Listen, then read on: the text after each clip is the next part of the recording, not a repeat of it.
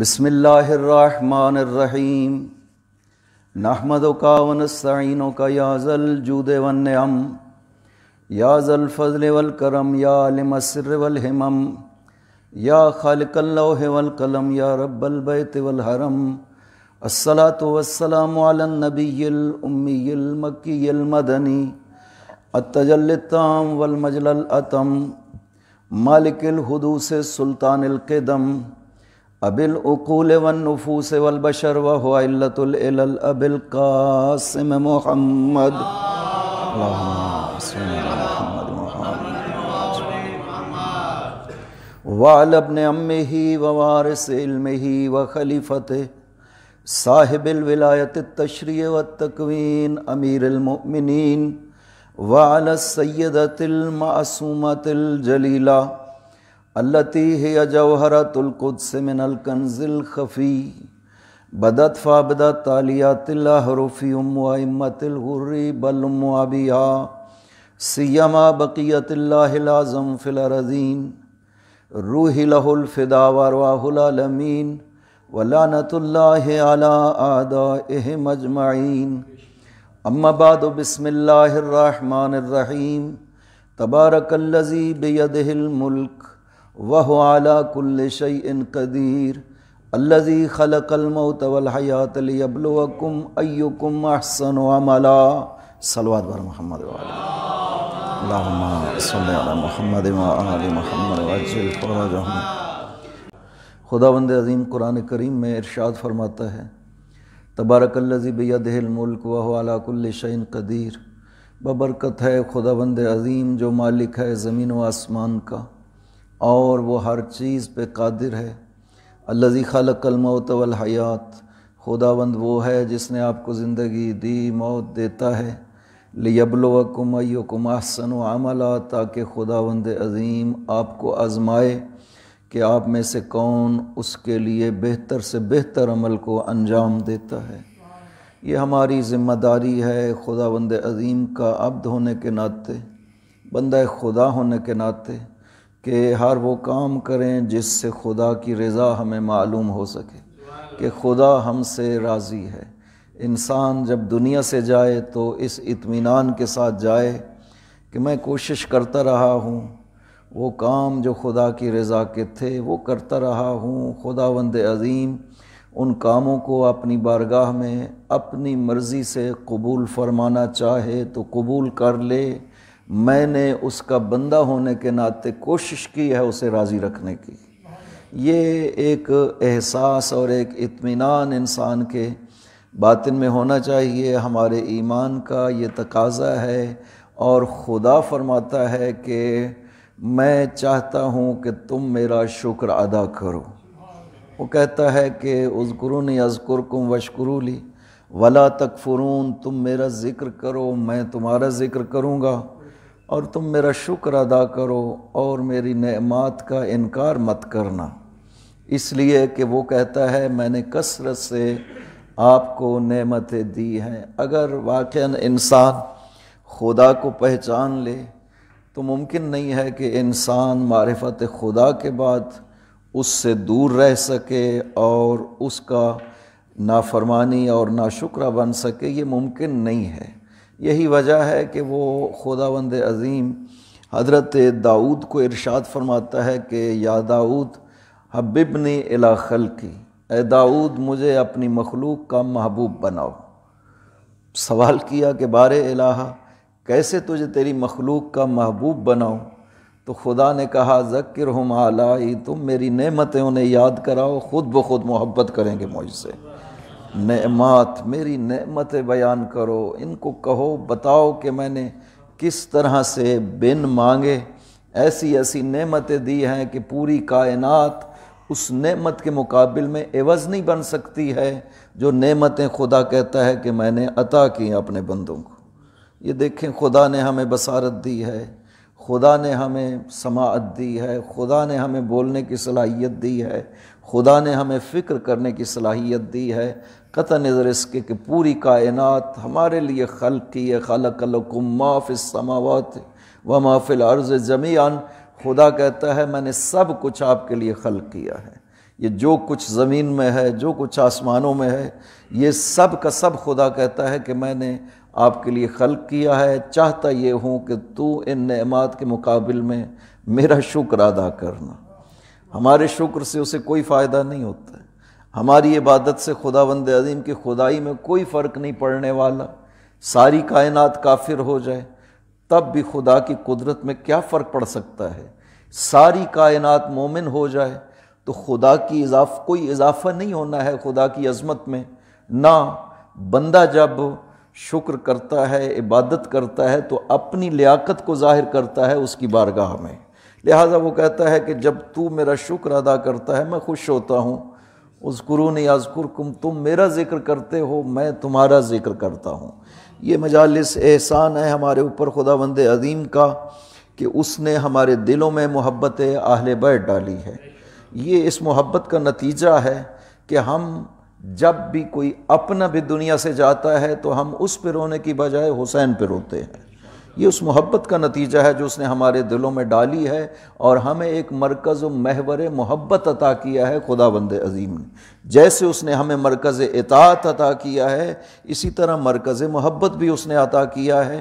لہٰذا ہمارے لیے تو بہت آسان ہے کہ خداوند عظیم کیسے ہمارے حال پہ توجہ کرے، کیسے خداوند عظیم ہمارے گناہوں کو معاف کرے۔ نہ، ہم اسے ان ہستیوں کا واسطہ دیتے ہیں جن ہستیوں سے وہ محبت کرتا ہے، جن ہستیوں کے حوالے سے وہ چاہتا ہے کہ تم اپنی مجالس میں ان ہستیوں کا ذکر کرو، میں اس مجلس کو کمال عطا کرتا ہوں۔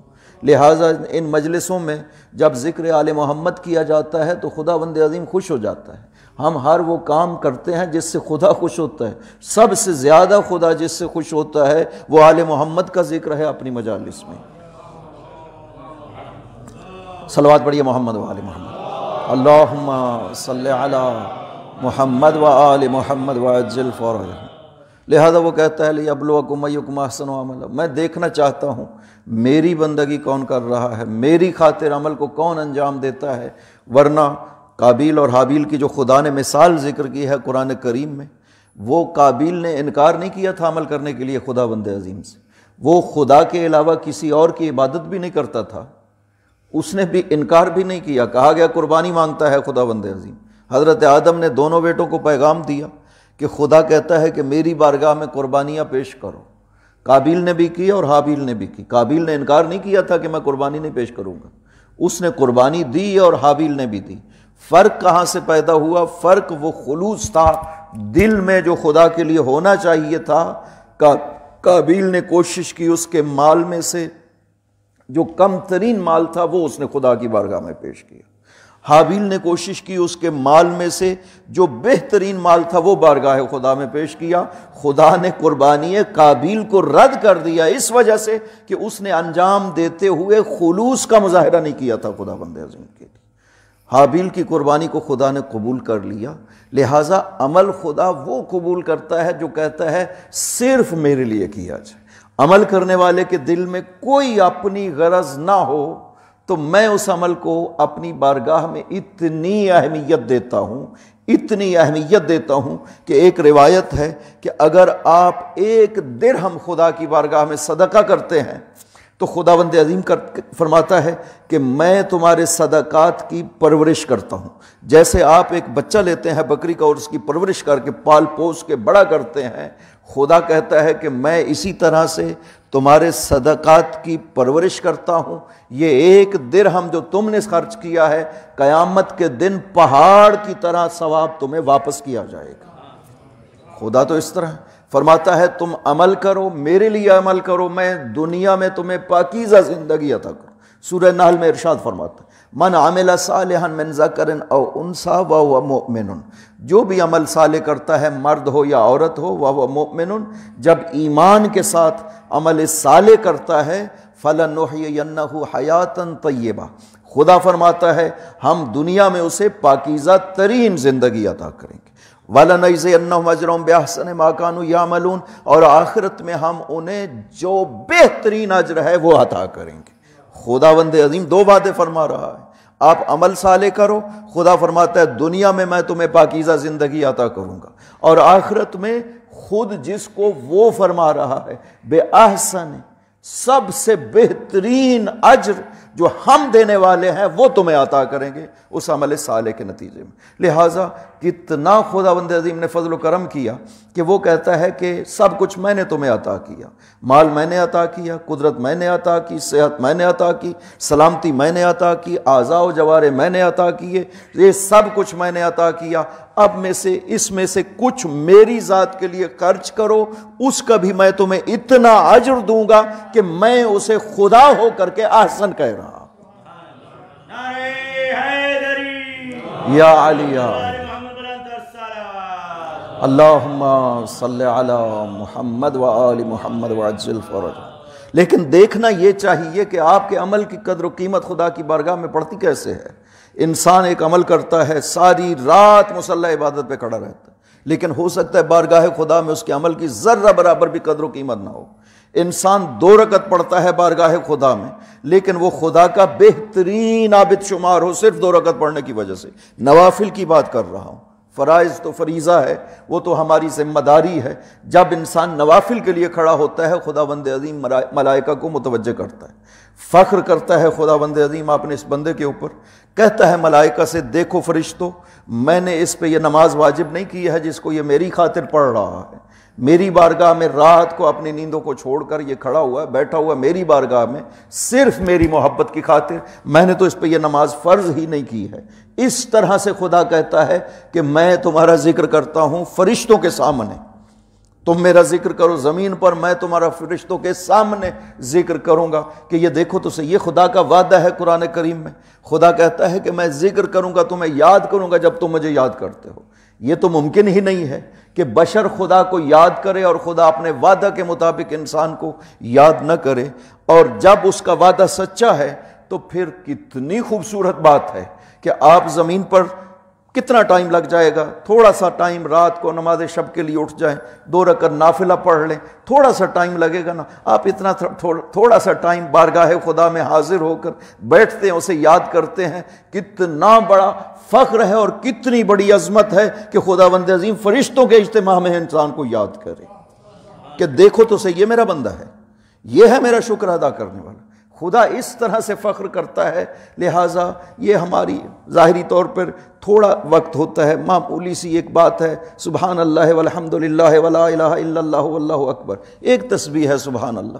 پاک پیغمبر نے ملائکہ کو ایک دن اپنے اصحاب کو ارشاد فرمایا کہ جب تم تسبیح پڑھتے ہو نا، من سبح تسبیحۃ غرس اللہ لہ شجرۃ فی الجنت، جو ایک مرتبہ ایک تسبیح پڑھتا ہے، یعنی سبحان اللہ ایک تسبیح ہے، الحمدللہ ایک تسبیح ہے، لا الہ الا اللہ ایک تسبیح، اللہ اکبر ایک تسبیح ہے، جو ایک تسبیح پڑھتا ہے خداوند عظیم جنت میں اس کے لیے درخت لگا دیتا ہے۔ ایک صحابی نے عرض کیا ان لنا شجرا کثیرا یا رسول اللہ، اس کا مطلب یہ ہے کہ ہمارے لیے پھر جنت میں بہت سے درخت ہو گئے، اس لیے کہ ہم تو تسبیحات پڑھتے رہتے ہیں۔ آپ نے ارشاد فرمایا اس شرط کے ساتھ کہ پیچھے سے گناہوں کی آگ نہ بھیجی جائے جو انہیں جلاتی رہتی ہے۔ انسان خود اپنا نقصان کرتا ہے، نافرمانی خدا کر کے، خدا کو کوئی نقصان نہیں ہے۔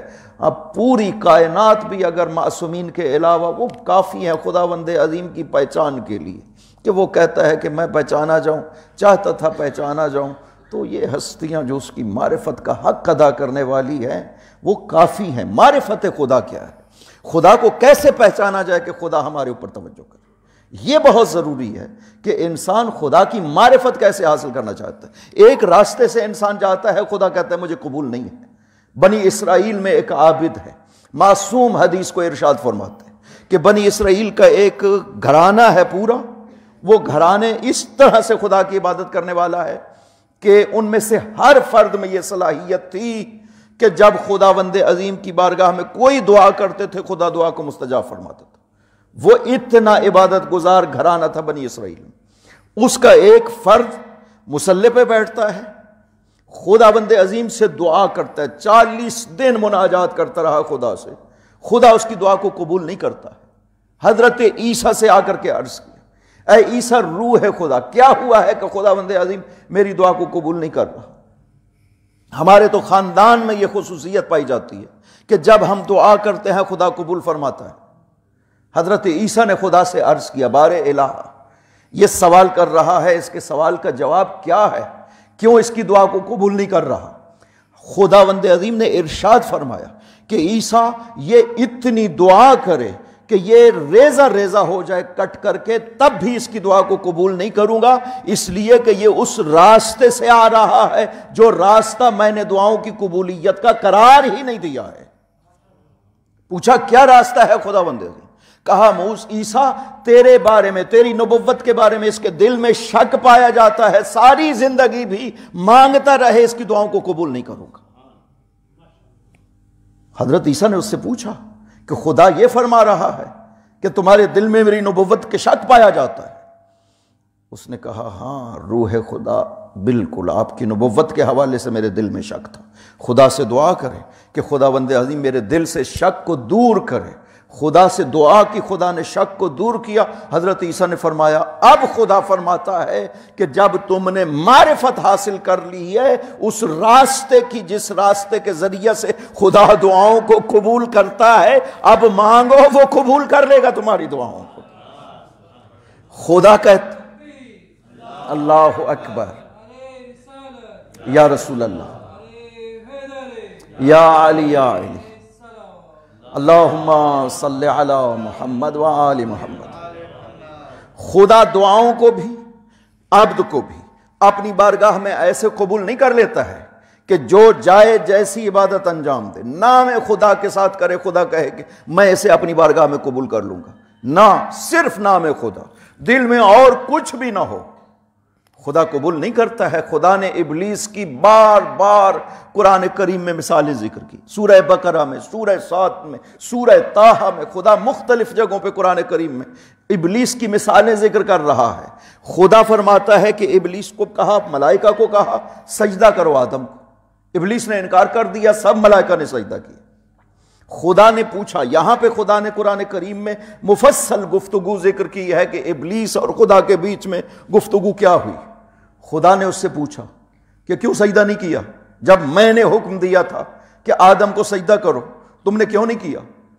اس نے کہا کہ خدا بندہ تو نے مجھے خلق کیا، خدا کی خالقیت کا اقرار کیا، خدا حیات دینے والا ہے، زندگی دینے والا ہے، اس کا اقرار کیا، سب چیزوں کا اقرار کیا خدا کی بارگاہ میں، ایک حکم نہیں مانا، عرض کیا، خدا کی بارگاہ میں گستاخی بھی کی، اور پہلے عرض کے طور پہ کہا کہ خدا بندہ میں افضل ہوں اس سے، خلقتنی من نار و خلقتہ من طین، تو نے مجھے آگ سے پیدا کیا ہے اور اسے مٹی سے پیدا کیا، انا خیر منہ، میں اس سے بہتر ہوں، چونکہ تو نے مجھے آگ سے پیدا کیا، اسے مٹی سے پیدا کیا ہے، لہٰذا میں اسے کیسے سجدہ کر سکتا ہوں؟ میں اس سے افضل ہوں، میں کیسے سجدہ کر سکتا ہوں؟ خدا نے ارشاد فرمایا دیکھو تم نے صرف ایک حکم سے انکار کیا ہے، باقی ساری عبادتیں کرتے رہو، لیکن یہ قبول نہیں ہوگا۔ اس نے پھر کہا کہ لو افوتنی عن السجود لآدم، مجھے آدم کے سجدہ سے معاف کر دے، میں تیری ایسی عبادت کروں گا کہ کسی ملک مقرب نے بھی نہیں کی ہوگی۔ خدا نے ارشاد فرمایا نہ، انی احب ان اعبد کما ارید لا کما ترید، میں اپنی مرضی کی عبادت چاہتا ہوں، تیری مرضی کی عبادت نہیں چاہیے مجھے، مرضی میری ہونی چاہیے۔ بے شک آپ عبادت خالص خدا کے لیے کریں، جب تک اس طریقے سے نہ ہو جو خدا نے بیان کیا ہے تب تک اس عبادت کا ذرہ برابر بھی اجر نہیں ہے بارگاہ خدا۔ وہ کہتا ہے لیبلوکم، میں آزمانا چاہتا ہوں کہ کون اس طرح میری عبادت کرتا ہے جیسے میں چاہتا ہوں۔ اس نے فرمایا ہے کہ جو دل خالی و محبت آل محمد سے وہ جتنی بھی عبادتیں کر لے، میں اس عبادتوں کو قبول ہی نہیں کیا کرتا ہوں اپنی بارگاہ۔ اللہم صلی علی محمد و آل محمد وعجل۔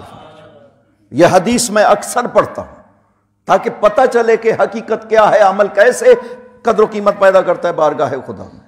معصوم نے ارشاد فرمایا کہ اگر کوئی شخص عبد اللہ بین صفا والمروہ الف سنۃ، صفا و مروہ کے بیچ میں 1000 سال عبادت کرے، پھر صفا و مروہ کے بیچ میں 1000 سال عبادت کرے، پھر صفا و مروہ کے بیچ میں 1000 سال عبادت کرے، 3000 سال کی عبادتیں بارگاہ خدا میں لے جائے، کہاں پہ کی عبادتیں؟ صفا و مروہ کے درمیان میں کی ہیں، پاکیزہ ترین جگہ ہے جہاں پہ عبادت کرتا رہا، 3000 سال کی عبادتیں۔ ثم لقی اللہ بغیر ولایتنا اہل البیت اکبہ اللہ ولا من خیرہ فی النار، اور پھر خدا سے ملاقات کرتا ہے اور اس کا دل آل محمد کی ولایت سے خالی ہوتا ہے، خدا اسے منہ کے بل جہنم میں ڈالے گا۔ یا علی یا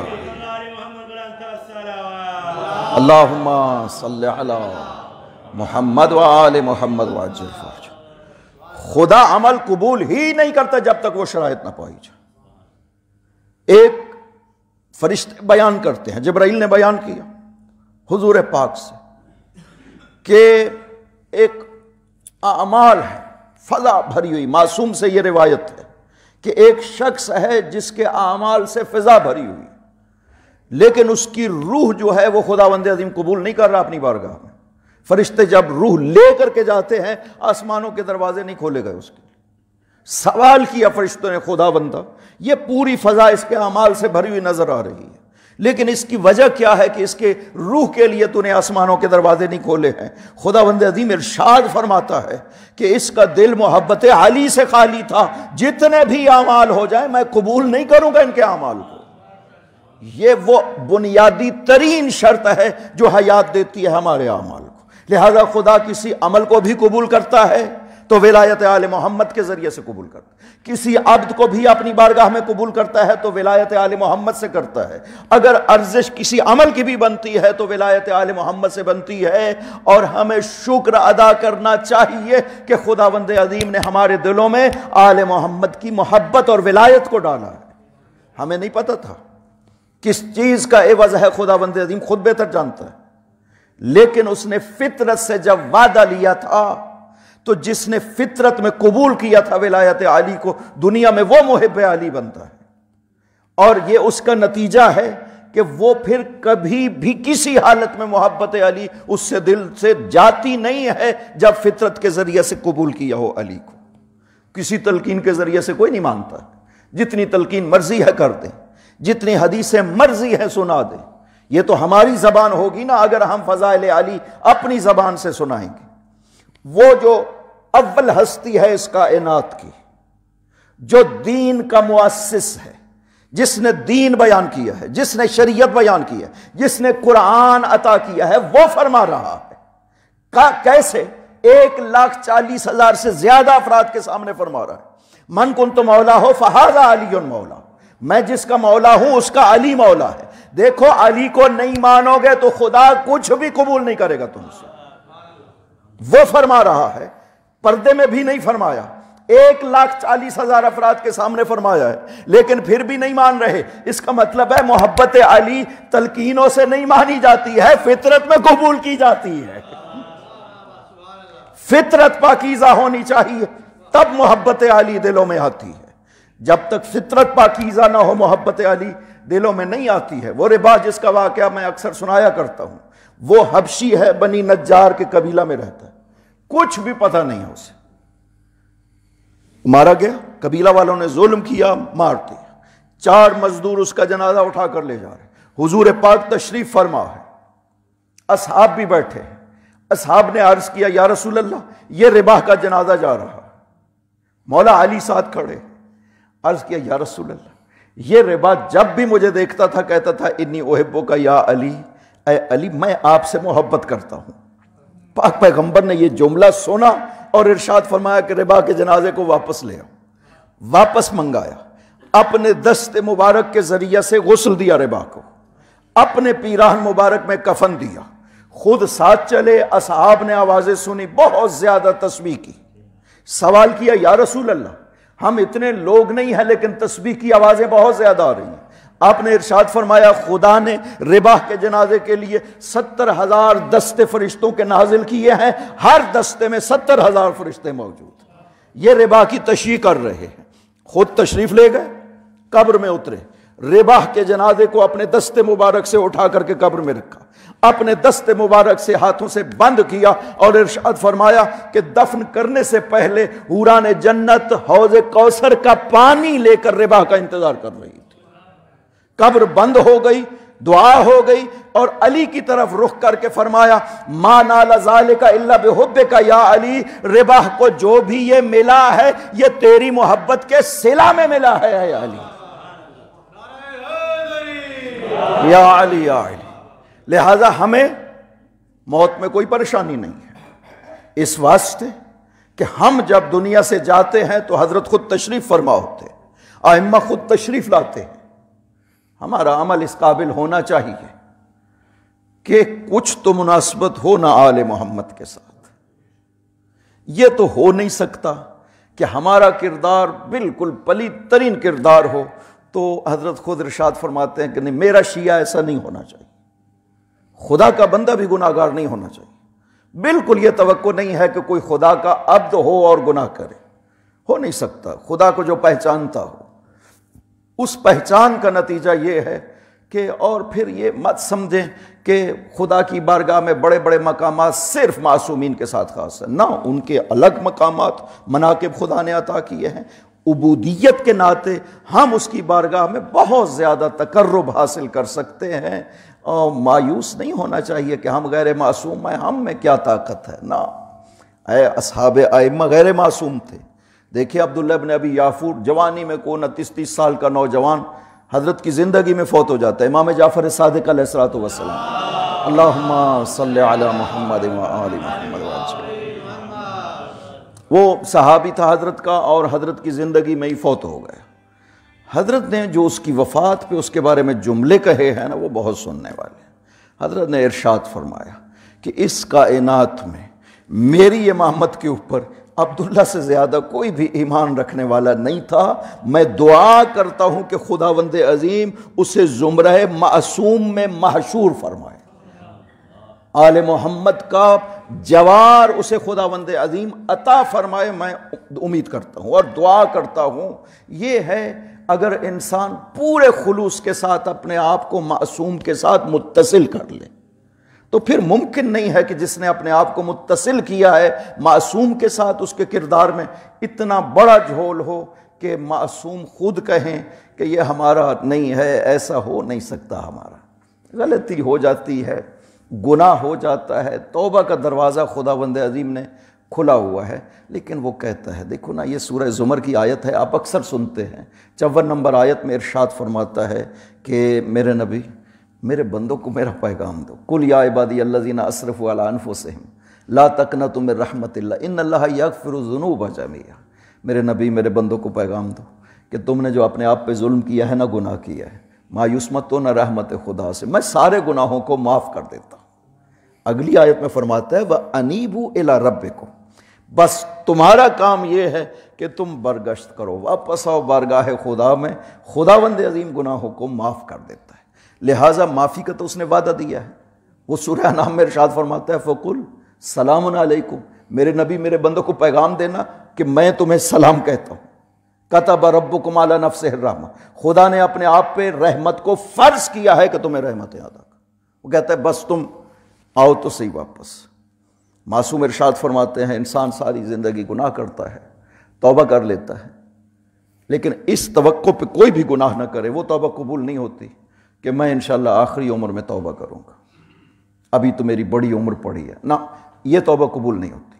اگر انسان اس امید پہ، لہٰذا کہا کہ ہے کہ خداوند عظیم کا ارحم الراحمین ہونا آپ کو گناہ پہ اوپر جری نہ کر دے کہ وہ ارحم الراحمین۔ شیطان کا سب سے بڑا حربہ انسان کو گناہ میں مبتلا کرنے کا یہی ہے کہ خدا تو ارحم الراحمین ہے، وہ معاف کرنے والا ہے، اس کی رحمت وسیع ہے۔ یہ چیز جو ہے شیطان کا سب سے بڑا حربہ ہے، کیونکہ اس نے وعدہ دیا ہے خدا کے سامنے گستاخی کرتے ہو فَبِمَا أَغْوَيْتَنِي، تو نے مجھے گمراہ کیا، لہذا لَأَقْعُدَنَّ لَهُمْ صِرَاطَكَ الْمُسْتَقِيمَ، تیرے بندوں کے راستے صراط مستقیم پہ بیٹھ جاؤں گا، انہیں گمراہ کروں گا۔ ثُمَّ لَآتِيَنَّهُمْ مِن بَيْنِ أَيْدِيهِمْ وَمِنْ خَلْفِهِمْ، دنیا کے لحاظ سے گمراہ کروں گا، آخرت کے لحاظ سے گمراہ کروں گا، نیکیوں کے لحاظ سے وَعَنْ أَيْمَانِهِمْ، ان کی نیکیوں کے ذریعے سے گمراہ کروں گا، وَعَنْ شَمَائِلِهِمْ، گناہوں کے ذریعے سے انہیں گمراہ کروں گا، وَلَا تَجِدُ أَكْثَرَهُمْ شَاكِرِينَ۔ شیطان خدا کی بارگاہ میں کہتا ہے کہ پھر دیکھنا زیادہ تر تیرا شکر نہیں ادا کریں گے۔ خدا نے بھی کہا کہ جو میرے بندے ہوں گے نا وہ تیری بات نہیں مانیں گے، یہ شیطان کی گفتگو خدا نے قرآن کریم میں اس لیے نقل کی ہے تاکہ پتہ چلے کہ آپ حزب اللہ ہیں یا حزب الشیطان. صرف دو ہی گروہ ہے، کوئی تیسرا گروہ نہیں ہے. یا حزب اللہ بن جائیں یا حزب الشیطان بن جائیں. اگر حزب اللہ بنے گے خدا کہتا ہے میں جنت عطا کروں گا، اگر حزب الشیطان بنے گے خدا کہتا ہے جہنم ٹھکانہ ہوگا. لہٰذا کوئی تیسرا راستہ نہیں ہے، یا حزب اللہ یا حزب الشیطان. لہٰذا شیطان نے یہ وعدہ کیا کہ میں گمراہ کروں گا. خدا نے کہا کہ نہیں، جو میرے بندے ہیں وہ تیری بات کو نہیں مانیں گے. ہم اگر خدا کی بارگاہ میں ایک مرتبہ رجوع کرتے ہیں، لہذا معصوم حدیث میں ارشاد فرماتے ہیں کہ اگر کوئی توبہ کر لیتا ہے گناہ کرنے کے بعد تو خداوند عظیم یہ جو ٹائم ہے نا نافرمانی کا، اسے بلا دیتا ہے، اسے یاد رکھ. ملائکہ کو کہتا ہے بھول جاؤ، یہ جو اس نے گناہ کیا ان کو مٹا دو، ختم کر دو، پوشیدہ کر دو. کل قیامت کے دن زمین کے ٹکڑے کو کہے گا کہ وہ جو گناہ اس نے تیرے اوپر کیا ہے نا اس کو چھپا دو. ملائکہ جو لکھنے والے ہیں اسے کہے ان کو بھلا دے گا کہ جو گناہ یہ کرتا رہا ہے. ملائکہ بھول جائیں گے، کوئی بھی نہیں جاننے والا ہوگا. ایک شخص آتا ہے، حضور پاک تشریف فرما ہے، عرب بدو ہے، آ کر کے حضور سے عرض کرتا ہے کہ ایک سوال ہے یا رسول اللہ. سوال یہ ہے کہ قیامت کے دن ہم سے گناہوں کا حساب خدا لے گا یا بندہ لے گا؟ آپ نے فرمایا خدا لے گا. جب آپ نے یہ فرمایا نا وہ مسکرایا اور باہر چلا گیا. حضور نے ایک صحابی کو کہا اسے بلا لاؤ بلا لاؤ. وہ واپس بلا کے لائے. حضرت نے فرمایا کہ تم نے ایک سوال کیا، میں نے جواب دیا، ہنسے کس بات پہ تھے؟ اس نے کہا یا رسول اللہ جب آپ نے فرمایا کہ حساب خدا لینے والا ہے تو میں مطمئن ہو گیا کہ ان الکریم اذا قدر عفا، کہ کریم جب قدرت پاتا ہے تو معاف کر دیتا ہے. میں اس لیے ہنسا تھا یا رسول اللہ. وہ کریم ہے، وہ معاف کر دے گا، بے شک وہ معاف کرنے والا ہے، لیکن ہماری طرف سے توبہ کی ضرورت ہے، رجوع کی ضرورت ہے. وَأَنِيبُوا إِلَىٰ رَبِّكُمْ 55 نمبر آیت سورہ زمر میں یہی پیغام دی ہے. خدا معاف کرتا ہے، مایوس مت ہونا اس کی رحمتوں سے، لیکن انیبوا الی ربکم، آپ کی ذمہ داری یہ ہے کہ بارگاہ خدا میں واپس آ جائیں. دیکھیں ایک عبد ہے خداوند عظیم، کتنی توجہ کرتا ہے. ایران کا رہنے والا حضور پاک سے آ کے عرض کرتا ہے، بوڑھا ہے، یا رسول اللہ میں اب بوڑھا ہو گیا ہوں، اتنی دعائیں تو یاد نہیں کر سکتا کہ مناجات کر سکوں، کوئی ایک جملہ ارشاد فرمائیے کہ میں اپنی عبادات میں خدا کے ساتھ وہ جملہ پڑھتا رہوں اور اسے یاد کرتا رہوں. آپ نے فرمایا کہ الہی انت ربی وانا عبدک، یہ کہا کرو اکثر خدا کی بارگاہ میں کہ خدا تو میرا رب ہے اور میں تیرا بندہ ہوں.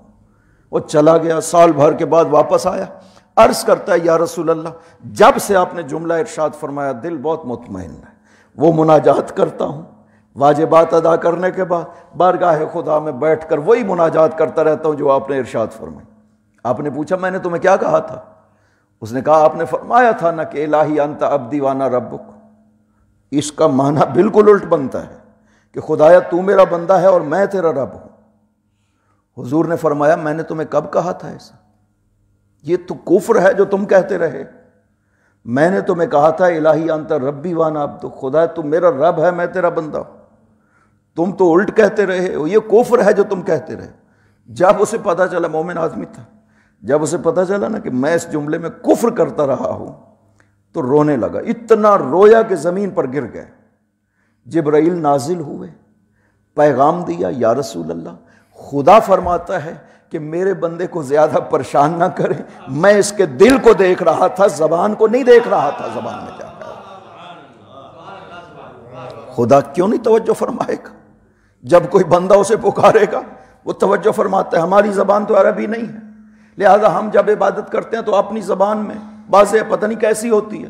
اس نے فرشتوں کو حکم دیا ہے کہ یہ عجم والے جب قرآن پڑھتے ہیں اس قرآن کو میری بارگاہ میں ٹھیک کر کے پیش کرنا. اتنی توجہ فرماتا ہے اپنے بندے پہ، وہ ہر حال میں عطا کرتا ہے. یا سریع الرضا اغفر لمن لا یملک الا تو، اے جلدی راضی ہونے والے اسے معاف کر دے جس کے پاس سوائے دعاؤں کے کچھ نہیں. یہ کہے نا اس کی بارگاہ میں خدایا تیرا گناہ گار ہوں، تیرا مجرم ہوں، میں نے گناہ کیا، تو نے انعام کیا، تو نے عطا کیا، تو نے زندگی، تو نے نعمتیں دی، بہرحال سب کچھ تیری طرف سے، ہدایت تو نے کی، نبی تو نے بھیجے، امام تو نے بھیجے، کتابیں تو نے نازل کی، بار الہ میں نے سب کو ٹھکرا دیا، پھر بھی تیری نافرمانی کی، میں نے فلاں گناہ بھی کیا، فلاں گناہ بھی کیا، فلاں گناہ بھی کیا، خدایا لیکن تیرے علاوہ میں کہاں پہ جاؤں؟ نماز سے پہلے جو دعا مستحب ہے، تکبیر کہنے سے پہلے، یہ نماز آپ کا ربط ہے خداوند عظیم کے ساتھ۔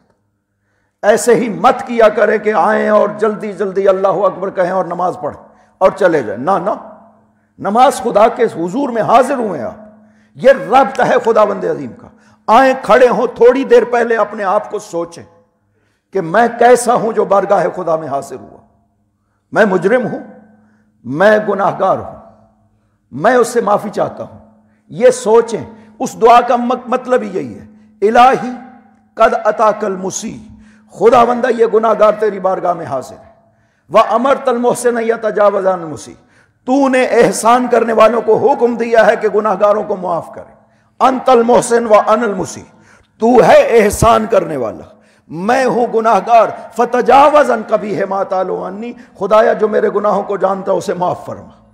یہ اعتراف ہے نماز سے پہلے، ضرور کہیں کھڑے ہو کر۔ عربی نہیں آتی ہے تو یہ جملے اس کی بارگاہ میں عرض کریں نماز شروع کرنے سے پہلے، خدایا یہ گناہگار تیری بارگاہ میں حاضر ہو رہا، تیرا حکم ہے، یہ لائق نہیں ہے تیرے میں جو عبادت کر رہا ہوں، لیکن تیرا حکم ہے، میں تیرے حکم سے سرتابی تو نہیں کر سکتا، گناہ کرتا ہوں بار الہ، تو معاف کرنے والا، تو چونکہ احسان کرنے والا، میں کس سے مانگوں تیرے الہ؟ اس طرح اس کی بارگاہ میں عرض کرے، معاف کر دے گا وہ۔ یہ عظیم ہستیاں جو کائنات میں اس نے بھیجی، کس خاطر بھیجی ہیں؟ تاکہ ان کا کردار ہمارے سامنے رہے اور ہم عمل انجام دے سکیں۔ یہ ابھی 5 جمادی الاولی عید گزری ہے، جمعہ کا دن 5 جمادی الاولی، 5 ہجری یا 6 ہجری، کون سی ہستی ہے جو اس کائنات میں تشریف لائی؟ آل محمد کے گھر میں، وہ ہستی کہ جو نہ نبی بنی نہ امام بنی، مرد بھی نہیں ہے، خاتون ہے، اس کا مقام کیا ہے؟ چند جملے اس ہستی کی معرفت میں اور شکر کے طور پر کہ جس نے دین کے لیے اتنی محنت کی ہے جتنی ایک امام اور نبی کرتے۔ سیدہ زینب سلام اللہ علیہا، اللہم صلی علی محمد و آل محمد۔ پتہ چلے تاکہ کہ اسلام پہ کیا کیا قربان ہوا ہے، کتنی قربانیاں دی گئی اس اسلام کو بچانے کے لیے۔ یہ علی کی بیٹی، سیدہ کی بیٹی، یہ وہ ہستی ہے، اتنی عظمت ہے اور اتنا مقام ہے آپ کا کہ آپ جب گھر سے نکلتی ہیں رات کو اپنے نانا کی قبر کی زیارت کے لیے کس طرح سے جاتی ہیں؟ امام حسن دائیں طرف، امام حسین بائیں طرف، مولا امیر آگے اور باقی بھائی پیچھے، اس طرح سے یہ ہستی رات کی تاریکی میں اپنے نانا کی قبر کی زیارت کو جاتی ہیں۔ علی جب باہر تشریف لاتے ہیں اپنے بیٹوں سے فرماتے ہیں، بیٹا جاؤ اطفئ السراج، جاؤ مسجد کے چراغ بجھا دو، تمہاری بہن باہر آ رہی ہے۔ کس لیے بیٹوں نے پوچھا؟ بابا رات کا وقت ہے، تاریکی کا وقت ہے۔ کہا میں نہیں چاہتا کہ تمہاری بہن کے قد پہ کسی کی نظر پڑے۔ یہ اتنی عظیم بی بی تھی، جس طرح سے آپ کی والدہ گرامی کو عظمت حاصل تھی اسی طرح آپ کو عظمت حاصل تھی ائمہ کے نزدیک۔ آپ کی والدہ گرامی جب اپنے بابا پہ داخل ہوتی تھی، کانا یقوم الیہا، پاک پیغمبر ہمیشہ احترام سیدہ میں کھڑے ہو کر آگے بڑھتے تھے، ہاتھوں کو پکڑتے تھے، ہاتھوں کا بوسہ لے کر کے آ کر وہیں بٹھاتے تھے جہاں پیغمبر خود بیٹھا کرتے تھے۔ بے عین ہی یہی مقام آپ کو حاصل تھا سید الشہداء کی نظر میں، اپنے بھائیوں، وہ تو بڑے بھائی تھے نا آپ کے، دونوں بھائی بڑے تھے، لیکن یہ مقام آپ کو حاصل تھا کہ جب بھی آپ تشریف لاتی تھی حسین کھڑے ہو جاتے تھے۔ یہ کون سی عظمت ہے؟ کہا گیا قرآن آپ پڑھ رہے ہو، قرآن کے احترام کی خاطر کسی کے احترام کے لیے کھڑے نہ ہو اگر آپ قرآن کی تلاوت کر رہے ہیں۔ حدیث میں ملتا ہے سید الشہداء قرآن کی تلاوت کر رہے تھے، سیدہ زینب داخل ہوئی، امام حسین نے قرآن کو بند کیا، بوسہ لیا، اسے رکھا اور اپنی بہن کے احترام میں کھڑے ہو گئے۔ یہ مقام ہے۔ سیدۃ النساء کا رشتہ مانگا تھا بعض افراد نے، پاک پیغمبر نے جو ان کو جواب دیا تاریخ میں لکھا ہوا ہے۔ پاک پیغمبر نے ارشاد فرمایا کہ خدا کے حکم کا منتظر ہوں، مجھے اختیار نہیں ہے، جو حکم دے گا میں اس کے مطابق فیصلہ کروں گا۔ ایک مرتبہ رخ پھیر لیا، ناراضگی کے آثار ظاہر ہوئے۔ بالکل اس ہستی کے بارے میں اشعث ابن قیس نے ایک مرتبہ یہ جرت کی تھی۔ مولا علی سے جب یہ جملہ کہا، مولا علی نے ارشاد فرمایا کہ یہ مقدس نام اگر دوبارہ تمہاری زبان پہ آئے میں تمہاری زبان کھینچ لوں گا۔ اس ہستی کے یہ عظمت ہے کہ سید الساجدین نے بازار کوفہ میں فرمایا، یا امتی انت واللہ عالم غیر معلم وفاہم غیر مفہم۔ پھپھی اماں، خدا نے آپ کو علم عطا کیا ہے، کسی نے علم نہیں دیا۔ خدا نے آپ کو فہم عطا کیا، کسی اور نے عطا نہیں کیا۔ کتنی عظمت ہونی چاہیے کہ ابن عباس کہتے ہیں حدثتنا عقیلۃ بنی ہاشم، کہ ہمیں بنی ہاشم کی بزرگوار ہستی نے یہ حدیث بیان فرمائی۔ مولا امیر کو کتنی احادیث تھیں جو ابو زینب کہہ کر کے کہا گیا۔ جب نام لینا علی کا حجاج کے دور میں ممکن نہیں تھا، اس وقت راوی جب روایت کو بیان کرنا چاہتے تھے ابو زینب کہتے تھے۔ خداوند عظیم نے آپ کو عظمتیں اپنی ماں کی طرح عطا کی تھی۔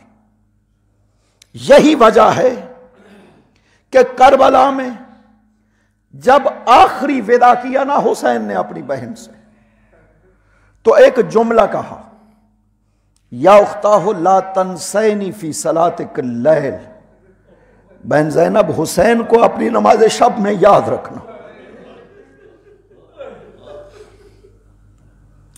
اور سب سے مشکل رات اس کائنات میں 11 محرم کی رات ہے، شام غریبہ۔ سید الشہداء کی بیٹی یہ بیان کرتی ہے، ما زالت امتی قائمۃ فی مصلاھا۔ یہ 11 محرم کی رات میری پھپھی زینب کھڑے ہو کر عبادت کرتی رہی خدا کی۔ اجرکم علی اللہ۔ اس ہستی کا ایک اور کمال بھی ہے کہ کربلا میں عصر عاشور کے بعد نیزت حسین کو سنبھالا ہے اس ہستی نے۔ اس سے پہلے حسین نے خود اپنی نیزت کو سربراہی کی، لیکن وصیتیں کی حسین نے۔ کہا، بہن زینب، اب میرے بعد اس قافلے کی وارث تو ہے۔ بہن زینب، امامت کی وصیتیں ہیں جو میرے بیٹے علی زین العابدین کو عطا کرنا۔ بہن زینب، میرے بچوں کو بچانا ہے، خصوصاً زین العابدین کی حفاظت کرنی ہے۔ میں کہا کرتا ہوں کہ کتنی شجاعت ہونی چاہیے علی کی بیٹی میں کہ عصر عاشور تک جب نہضت کربلا حسین کے ہاتھ میں تھی تو حسین اکیلے نہیں تھے، حسین کے ساتھ عباس موجود ہے، علی اکبر موجود ہے، قاسم موجود ہے، اصحاب موجود ہے۔ جب بھی کوئی کام پڑتا ہے علی اکبر کو آواز دیتے ہیں، عباس کو آواز دیتے ہیں، جاؤ بھیا ان لوگوں سے بات کرو۔ لیکن جب آئی نا نہضت کربلا علی کی بیٹی کے ہاتھ میں، تو اکیلی تھی علی کی بیٹی، نہ عباس تھے، نہ علی اکبر تھے، نہ اون و محمد تھے، نہ حسین رہے، اکیلی رہ گئی علی کی بیٹی۔ ایک ایک قدم پہ اس طرح سے حسین کے قافلے کی اور حسین کے مقصد کی حفاظت کی زینب نے کہ قیامت تک کے لیے اسلام کو بقا عطا کر دی ہے زینب نے۔ حمید ابن مسلم بیان کرتا ہے کہ جب حسین کے خیموں کو آگ لگائی گئی نا تو بچے بکھر گئے، عورتیں بکھر گئیں، لیکن میں نے ایک مستور کو دیکھا، ایک جلتے ہوئے خیمے کے دروازے پہ کھڑی ہوئی ہے، کبھی ایک قدم آگے بڑھاتی ہے، پھر آگ کی وجہ سے پیچھے آ جاتی ہے۔ ایک مرتبہ میں نے دیکھا آگ کی پرواہ نہ کرتی ہوئی وہ بی بی خیمے میں داخل ہوئی، اور جب باہر نکلی تو ایک بیمار کو اپنی پشت پہ اٹھا کر کے نکلی۔ اس طرح سے علی کی بیٹی نے حفاظت کی ہے۔ عاشور کے 11 محرم کی عصر کو جب قافلہ گزرا نہ مقتل سے، بیویوں نے اپنے آپ کو اونٹوں سے گرایا، ہر بیوی اپنے عزیز کی لاش پہ گئی، علی کی بیٹی اپنے بیٹوں کی لاشوں کی طرف نہیں گئی۔ لاش حسین کی طرف دیکھ کر ایک جملہ کہا، انت ابن ام زہرا، میری ماں زہرا کا بیٹا حسین تو ہے، زینب تجھے پہچان نہیں پا رہی، اور میری ماں کا بیٹا حسین تو ہے۔ چلتی ہوئی بی بی پہنچی لاش حسین پر، بوسے لینا شروع کیا لاش حسین پر، گلی حسین کا بوسہ لے کر کے ایک جملہ خدا سے کہا، ایک جملہ حسین سے کہا، خدا سے عرض کیا بارے الہ یہ آل محمد کی قربانی ہے، اسے قبول فرما۔ حسین سے عرض کیا بھیا حسین، کل سے لے کر اب تک زینب تیرے بچوں کو بچاتی رہی، اب زینب کی پشت سیاہ ہو گئی ہے۔ وَسَيَعْلَمُ الَّذِينَ ظَلَمُوا أَيَّ مُنْقَلَبٍ يَنْقَلِبُونَ